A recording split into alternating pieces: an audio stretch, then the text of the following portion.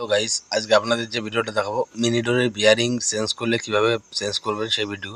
দেখুন, ফার্স্ট এই লকটা খুলে নিতে হবে। তখন খুলে নেবেন, এরপরে হাতুড়ি টুক করে বাড়ি দিলে আপনাদের এটা খুলে যাবে।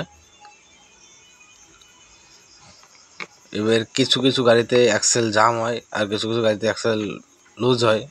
দেখুন, অ্যাক্সেলটা সানের উপরে ফেললেই আরামসে খুলে গেল।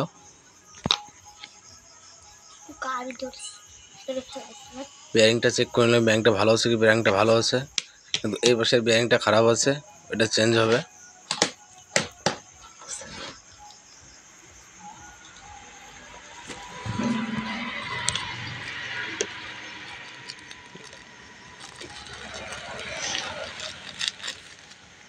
দেখলেন তো কীভাবে বিয়ারিংটা চেঞ্জ করলাম।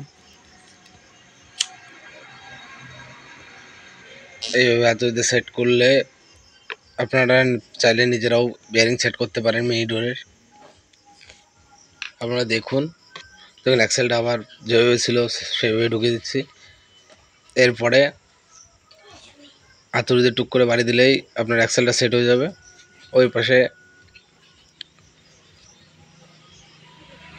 ডাকনাটটা সেট করে দেবেন, তারপরে চেক নাট দিয়ে ভালো করে টাইট দিলে আপনাদের বিয়ারিং লাগানো কমপ্লিট হয়ে যাবে।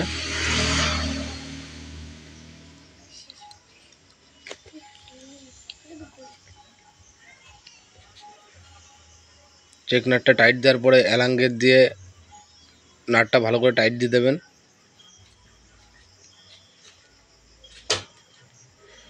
এই সময় হাতুড়িতে একটু বাড়িতে চেক করে নেবেন, টাইট যতটা হওয়ার দরকার ততটাই দেবেন, দেখবেন বিয়ারিংটা যেন ফ্রি ঘোরে।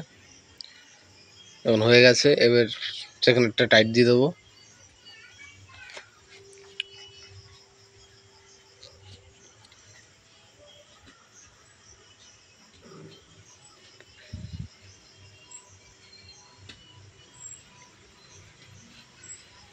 টাইট দেওয়া কমপ্লিট।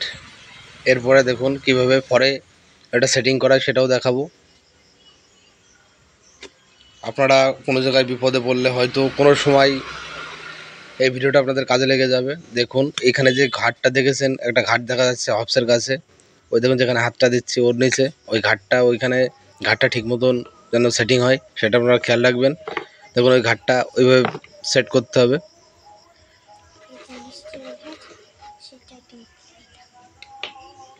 দেখুন এইভাবে সেট করতে পারেন। ঘাটটা সবসময় সেটিংয়ে ফেলবেন, সেটিংয়ে ফেলে আপনাদের হবসটা সেটিং হয়ে যাবে খুব সুন্দরভাবে। একা একা সেট করছি ওই জন্য এত একটু ঝামেলা হচ্ছে। দেখুন নাটটা সেট করতে গেলে সময় লাগছে।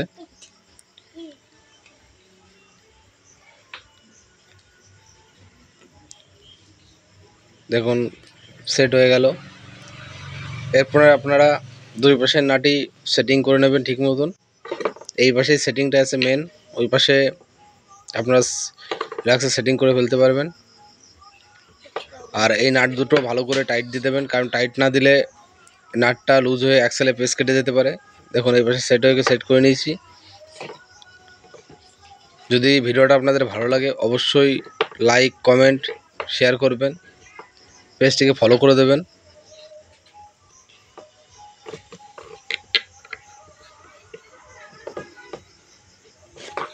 থ্যাংক ইউ এবং সবাইকে ধন্যবাদ আমার পেজটিকে আগে বাড়ানোর জন্য।